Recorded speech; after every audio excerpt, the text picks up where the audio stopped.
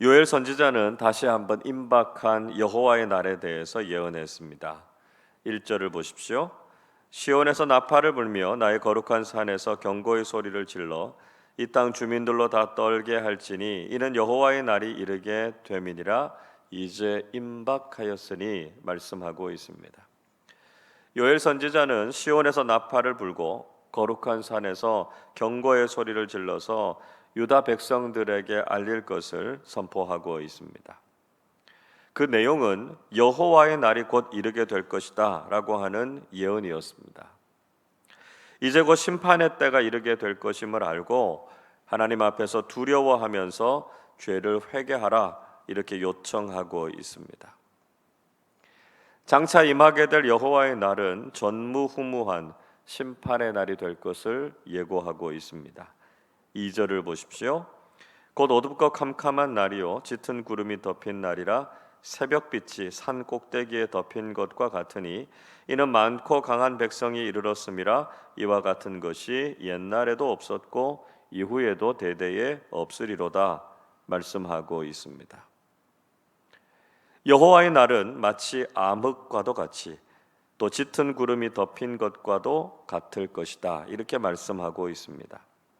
그리고 새벽빛이 산 꼭대기에 덮인 것처럼 그렇게 암담하고 절망적인 상황이 이르게 될 것이라고 말씀하고 있습니다.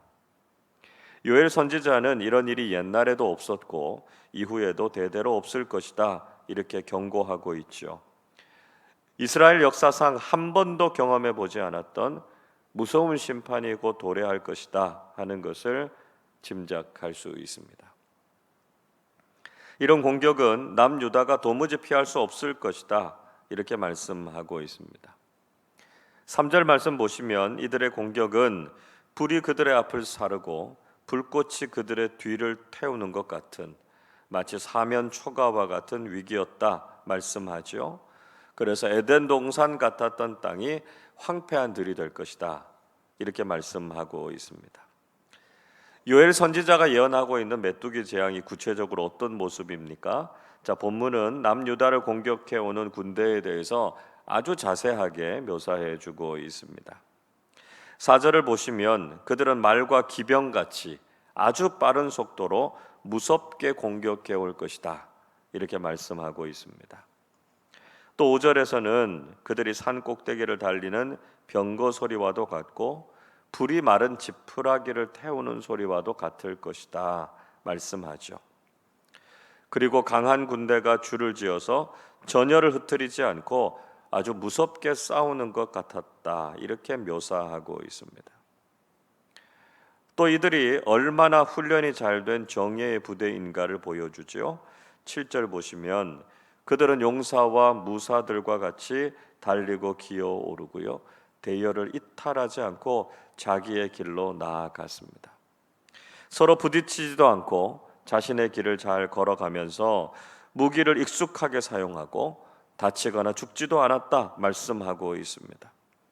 9절에서 그들은 성에 뛰어 들어가서 성 위를 달리며 집에 기어 올라서 그 성을 점령하고 노략할 것이다 이렇게 말씀하고 있습니다.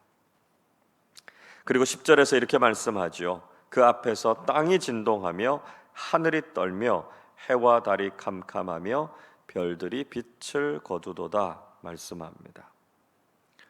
그들의 공격이 얼마나 두려웠는지 하늘이 떨고 해, 달, 별이 빛을 잃을 정도로 두려움과 어둠이 남유다에 들이우게 될 것이다 하는 것을 예고하셨습니다. 중요한 것은 이 군대를 이끄시고 심판을 주관하시는 분이 바로 하나님이셨다라고 하는 것입니다. 11절 보십시오. 여호와께서 그의 군대 앞에서 소리를 지르시고 그의 진영은 심히 크고 그의 명령을 행하는 자는 강하니 여호와의 날이 크고 심히 두렵도다. 당할 자가 누구이랴 말씀하죠. 하나님께서 이 강한 군대를 주관하시고 결국은 여호와의 심판의 날이 이르게 하실 것이다 말씀하고 있습니다. 이런 하나님의 심판을 견디고 당해낼 사람이 없다는 것이죠. 우리의 잘못과 죄악으로 인해서 하나님께서는 심판을 경고하시고 두려운 일들을 우리에게도 행하십니다. 그것은 하나님께서 우리를 미워하시기 때문이 아니라 우리의 죄악을 하나님께서 더 이상은 지켜보실 수 없으시기 때문입니다. 우리는 이런 두려운 징조 앞에서 하나님의 뜻을 깨달아야 합니다. 하나님께서는 우리를 두렵게 해서라도 우리가 하나님께로 돌이키고 회개하기를 원하시죠. 우리를 향해서 경고하시는 하나님의 음성을 듣고 죄악된 길을 떠나서 하나님의 품으로 돌아오는 믿음의 사람들이 되실 수 있기를 바랍니다. 요엘 선지자는 지금이라도 하나님께로 돌이키고 회개하라 이렇게 촉구했습니다. 12절 말씀 같이 읽어보겠습니다. 여호와의 말씀에 너희는 이제라도 금식하고 울며 애통하고 마음을 다하여 내게로 돌아오라 하셨나니. 자, 요엘 선지자는 이제라도 금식하면서 울고 애통하고 하나님께로 돌아오라 이렇게 말씀하고 있습니다. 분명히 여호와의 날에 대해서 경고하셨지만 지금이라도 돌이키면 늦지 않다는 것입니다. 선지자의 말씀을 들을 수 있다라고 하는 것은 아직 기회가 있다는 것입니다. 멸망이 이르기 전에 회개하면 하나님께서는 언제든지 화를 돌이키시고 회복의 은혜를 주시는 분이시다 말씀하고 있죠. 하나님께서 뒤늦게라도 회개하는 백성들에게 재앙을 내리시지 않으시는 이유가 무엇입니까? 13절 말씀도 우리 같이 읽어보겠습니다. 너희는 옷을 찢지 말고 마음을 찢고 너희 하나님 여호와께로 돌아올지어다.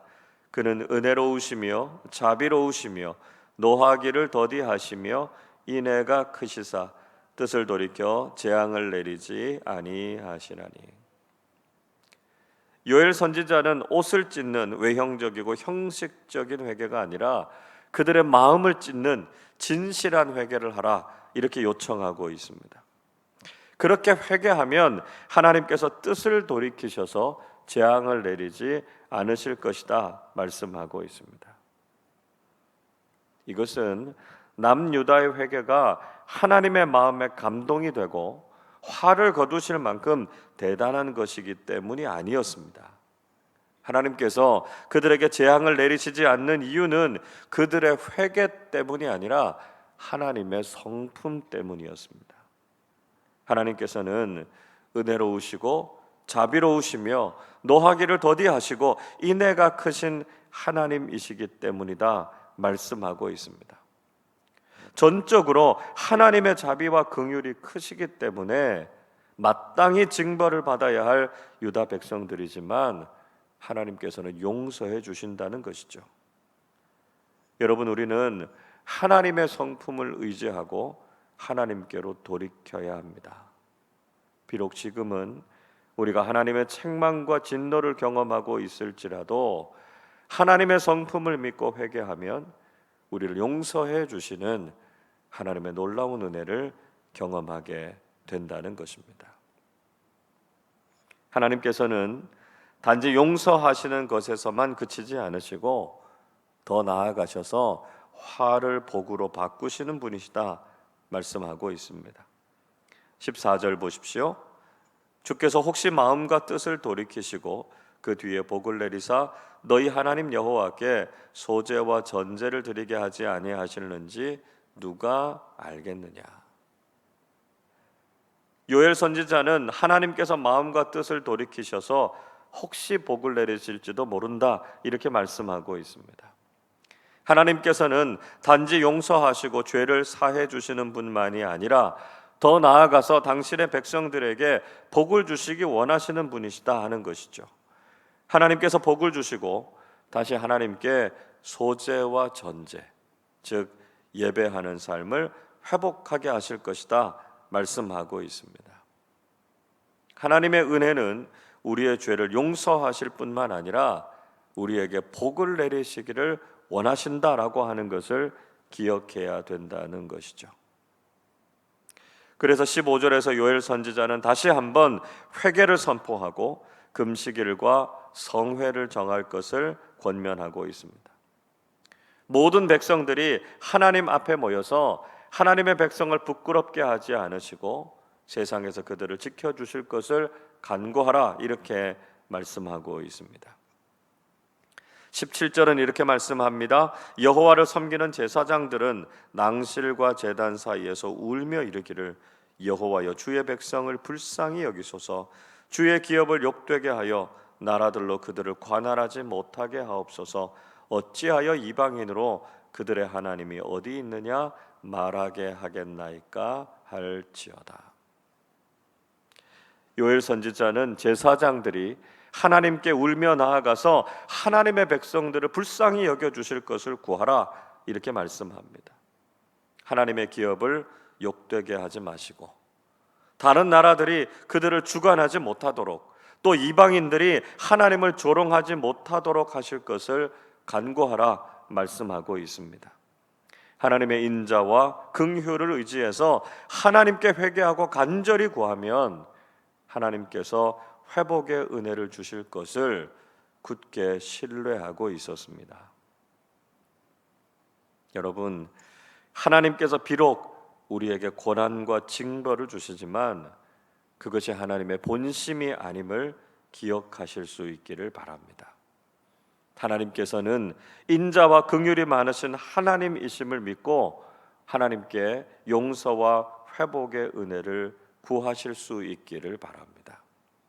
하나님께서는 당신의 백성들이 수치를 당하거나 세상에서 고난당하는 것을 원치 않으십니다. 하나님의 은총과 세상 속에서 존귀함을 누릴 수 있도록 우리의 삶을 이끌어 주실 것입니다. 비록 지금은 교회가 고난을 당하고 세상의 조롱을 경험하고 있지만 우리는 하나님의 자비하심과 긍휼하심을 의지하고 진심으로 하나님 앞에서 회개해야 할 것입니다. 그래서 하나님께서 뜻을 돌이키셔서 교회를 회복시키시고 이후에 더욱 큰 복을 내려주실 줄로 믿습니다. 하나님의 은혜 안에서 교회와 그리스도인들의 회복을 기대하면서 참 좋으신 하나님의 성품과 본성을 믿고 신뢰하는 우리 모두가 되시기를 주님의 이름으로 축원합니다. 기도하겠습니다. 자비와 긍휼이 풍성하신 하나님 아버지, 저희들을 향한 진노와 책망을 그치시고 우리를 회복시키시고 복을 내려주시기를 원하셔서 감사를 드립니다. 요엘 선지자가 이제라도 회개하고 하나님께로 돌이키라고 권면했던 것처럼 우리도 지난 잘못을 깨닫고 하나님의 성품을 신뢰하며 회개하게 하셔서 하나님께서 주시는 놀라운 회복과 은총을 경험하게 해 주시옵소서. 비록 지금은 교회와 그리스도인들이 세상의 조롱과 손가락질을 받고 있지만 진심으로 회개하고 하나님만을 신뢰하게 하셔서 존귀함과 영광스러움을 되찾게 해 주옵소서. 오늘 하루도 성령님께서 저희들의 삶 속에 함께 하셔서 죄악됨과 수치심을 내려놓고 하나님의 자녀답게 복음에 충실한 삶을 살게 하여 주옵소서. 그래서 하나님의 영광을 드러내고 세상에서 아름다운 그리스도인들과 공동체로서 그 역할을 잘 감당하게 해 주시옵소서. 감사드리며 우리 주님 예수 그리스도의 이름으로 기도하옵나이다. 아멘.